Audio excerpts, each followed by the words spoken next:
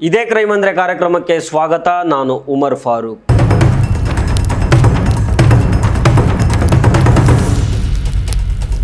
ಬಾಗಲಕೋಟೆ ಜಿಲ್ಲೆಯ ಹುನಗುಂದ ತಾಲೂಕಿನ ಇಂದವಾರ ಗ್ರಾಮದಿಂದ ಒಂದು ಹೃದಯ ವಿದ್ರಾವಕ ಘಟನೆ ವರದಿಯಾಗಿದೆ. ಕೇವಲ 22 ವಯಸ್ಸಿನ ಗುರು ಬಸಪ್ಪ ಚಲವಾದಿ ಅನ್ನೋ ಯುವಕ ನೀರಿನಲ್ಲಿ ಮುಳುಗಿ, ಕೃಷ್ಣಾ ನದಿಯ ನೀರಿನಲ್ಲಿ ಮುಳುಗಿ ನಾಪತ್ತೆಯಾಗಿದ್ದಾನೆ. ಬಹುತೇಕ ಪ್ರಾಣವನ್ನು ಕಳೆದುಕೊಂಡಿರೋ ಸಾಧ್ಯತೆ ಕೂಡ ಇದೆ. ಯಾಕಂದರೆ ಈ ಘಟನೆ ನಡೆದಿರೋದು ನಿನ್ನೆ ಮೇ 21ನೇ ತಾರೀಕು ಗುರುವಾರ.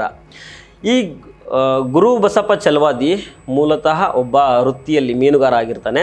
ಮೀನುಗಾರಿಕೆಯನ್ನು ಮಾಡಿಕೊಂಡು ತನ್ನ ಜೀವನವನ್ನು ನಡೆಸ್ತಾ ಇರ್ತಾನೆ. ಸೊ ಹೀಗೆ ನಿನ್ನೆ ಮೀನು ಹಿಡಿಬೇಕಂತ ನದಿಗೆ ಹೋದಾಗ ಅಲ್ಲಿ ಆತನ ದೋಣಿ ಮುಳುಗಿ, ಏನೋ ಮಳೆ ಗಾಳಿ ಜಾಸ್ತಿ ಆಯ್ತಂತೆ ಸಂಜೆ ಹೊತ್ತಲ್ಲಿ ಏಕಾಏಕಿ. ಹೀಗಾಗಿ ದೋಣಿ ಮುಳುಗಿ ನೀರಿನ ಸೆಳೆತಕ್ಕೆ ಸಿಲುಕಿ ನಾಪತ್ತೆ ಆಗಿದ್ದಾನೆ. ಈಗ ನಿನ್ನೆಯಿಂದಾನೇ ಈ ತನಕನೂ ಅಲ್ಲಿ ಅಗ್ನಿಶಾಮಕ ದಳದವರು ಸೇರಿದಂತೆ ಅಲ್ಲಿ ಸುತ್ತಮುತ್ತಲಿನ ಗ್ರಾಮಸ್ಥರು ಹುಡುಕಾಟವನ್ನು ನಡೆಸ್ತಾ ಇದ್ದಾರೆ. ನೀರಿಗಿಳಿದು ನಾಪತ್ತೆಯಾಗಿರೋ ಗುರು ಬಸಪ್ಪ ಚಲವಾದಿಗಾಗಿ ಹುಡುಕಾಟವನ್ನು ನಡೆಸಿದ್ದಾರೆ. ಇಲ್ಲಿ ವಿಷಯ ಏನಂತಂದರೆ, ಆ ಹುನಗುಂದ ತಾಲೂಕಿನ ಕೃಷ್ಣಾ ನದಿಯ ದಂಡೆಯಲ್ಲಿ ಸುಮಾರು ಹಳ್ಳಿಗಳು ಬರ್ತವೆ. ನದಿ ದಂಡೆಗೆ ಇಲ್ಲಿ ಅಕ್ರಮ ಮರಳು ಮಾಫಿಯಾ ಅನ್ನೋದು ಈ ಮೊದಲು ತುಂಬ ಇತ್ತು. ಮರಳನ್ನು ಯದ್ವಾ ಭೂಗರ್ಭ ಹಗದು ಮಾಫಿಯಾವನ್ನು ಮರಳು ಸಾಗಾಟನೆಯನ್ನು ಮಾಡ್ತಾಯಿದ್ರು. ಅದೇ ಇವಾಗ ಈ ಸಾವಿಗೂ ಕಾರಣ ಅಂತ ನಾನು ಒಂದು ವೈಯಕ್ತಿಕ ಅಭಿಪ್ರಾಯವನ್ನು ನಿಮ್ಮ ಮುಂದೆ ಹೇಳ್ತಾ ಇದ್ದೀನಿ. ಯಾಕಂದರೆ ಈ ಯಾರೋ ಹೊಸಬರಾಗಿದ್ದರೆ 2 ವಿಚಾರಗಳು ತುಂಬ ಡೇಂಜರ್ ಯಾವುದೇ ಮನುಷ್ಯನ ಜೀವನದಲ್ಲಿ. ಒಂದು ನೀರು ಮತ್ತು ಇನ್ನೊಂದು ಬೆಂಕಿ.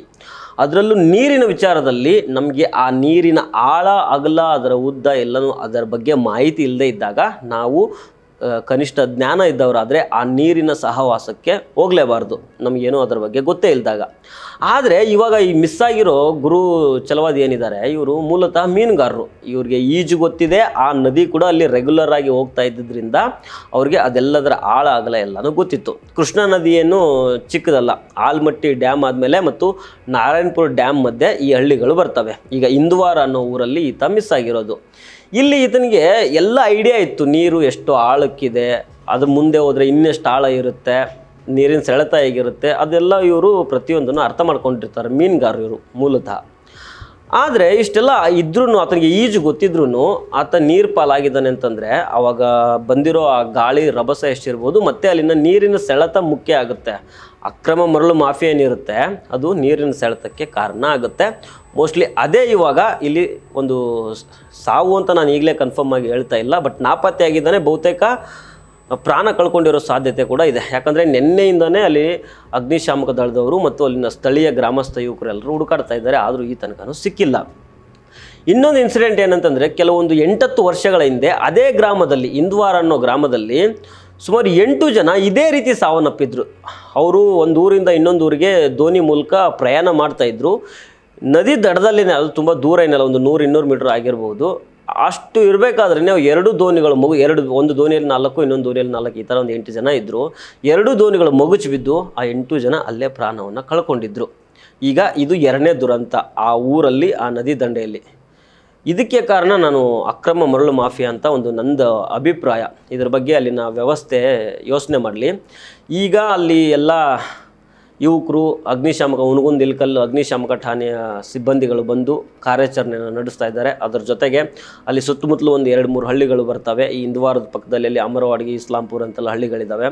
ಅಲ್ಲಿಯ ಸ್ಥಳೀಯ ಯುವಕರೆಲ್ಲ ಸೇರಿಕೊಂಡು ಈಗ ಆ ನಾಪತ್ತೆಯಾಗಿರೋ ಯುವಕನಿಗೋಸ್ಕರ ಜನ ಅಲ್ಲಿ ಕಾರ್ಯಾಚರಣೆಯನ್ನು ಮಾಡ್ತಾ ಇದ್ದಾರೆ. ಇನ್ನೊಂದು ಇಲ್ಲಿ ಹೇಳ್ಬೇಕಾಗಿರೋ ವಿಚಾರ ಏನು ಅಂತಂದರೆ, 8-10 ವರ್ಷಗಳ ಹಿಂದೆ ನಾನು ಅವಾಗಲೇ ಏನು ಹೇಳಿದ್ನಲ್ಲ, ಆ ದೋಣಿ ಮುಗುಚಿ 8 ದಿನ ತೀರ್ಕೊಂಡಿದ್ದಾಗ ಅವಾಗ ಕೂಡ MLA ಆಗಿ ವಿಜಯಾನಂದ ಕಾಶಪ್ಪನವರವರೇ ಇದ್ದರು, ಹುನಗುಂದ ಮತಕ್ಷೇತ್ರದ MLA ಆಗಿ.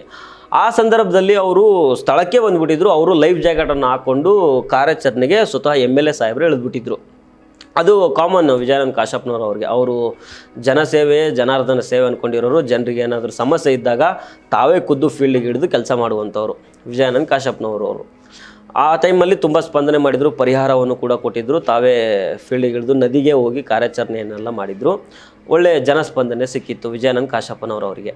ಈಗ ಏನಂದರೆ, ಅವರಲ್ಲಿ ನಾನು ನಮ್ಮ ಚಾನಲ್ ಮೂಲಕ ವಿನಂತಿಸ್ಕೊಳ್ಳೋದೇನೆಂದರೆ, ಈಗ ಯಾರೊಬ್ಬ ಬಡ ಯುವಕ, ಏನೋ ಒಂದು 20-22 ವರ್ಷದ ಯುವಕ, ಆತ ದುಡಿತಾ ಇದ್ದ, ಮನೆಗೆ ಆತ ಆಧಾರ ಆಗಿದ್ದ. ಇವಾಗ ಆತ ಕೂಡ ನಾಪತ್ತೆ ಆಗಿದ್ದಾನೆ. ಇದನ್ನೆಲ್ಲ ಗಮನದಲ್ಲಿಟ್ಕೊಂಡು ಅನಾಹುತ ಆಗಿರಬಾರ್ದು ಅಂತ ನಾನು ಅಂದ್ಕೊಳ್ತಾ ಇದ್ದೀನಿ. ಈ ವಿಡಿಯೋ ರೆಕಾರ್ಡ್ ಮಾಡೋ ಹೊತ್ತಿಗೆ ನನಗಿನ್ನೂ ಏನು ಕನ್ಫರ್ಮೇಷನ್ ಸಿಕ್ಕಿಲ್ಲ ಏನಾಗಿದ್ದಾನೆ ಆ ಯುವಕ ಅಂತ. ಬಟ್ ಆಗಬಾರ್ದು ಅಂತ ನಾನು ಅಂದ್ಕೊಳ್ತೀನಿ. ಏನು ಅಂತ ದೊಡ್ಡ ಅನಾಹುತ ಇನ್ ಕೇಸ್ ಆಗಿದ್ದರೆ, ಯಾಕಂದರೆ ನೆನ್ನೆಯಿಂದನೇ ಹುಡುಕ್ತಾ ಇದ್ದಾರೆ, ಬಟ್ ಈ ತನಕನೂ ಅಲ್ಲಿ ಆ ಯುವಕನ ಪತ್ತೆ ಆಗಿಲ್ಲ. ಹೀಗಾಗಿ ಏನಾದರೂ ಅನಾಹುತ ಆಗಿದ್ದಿದ್ರೆ ಗಜಾನನ ಕಾಶಪ್ಪನವರು ಈ ಬಾರಿ ಕೂಡ ಒಂದು ದೊಡ್ಡ ಮನಸ್ಸು ಮಾಡಿ ಆ ಕುಟುಂಬಕ್ಕೆ ಏನಾದರೂ ಒಂದು ಪರಿಹಾರ ಕೊಡೋ ನಿಟ್ಟಲ್ಲಿ ಯೋಚನೆ ಮಾಡಲಿ ಅಂತ ಹೇಳ್ತಾ, ನೋಡ್ತಾ ಇರಿ ಫಸ್ಟ್ ಕನ್ನಡ. ನಮಸ್ಕಾರ.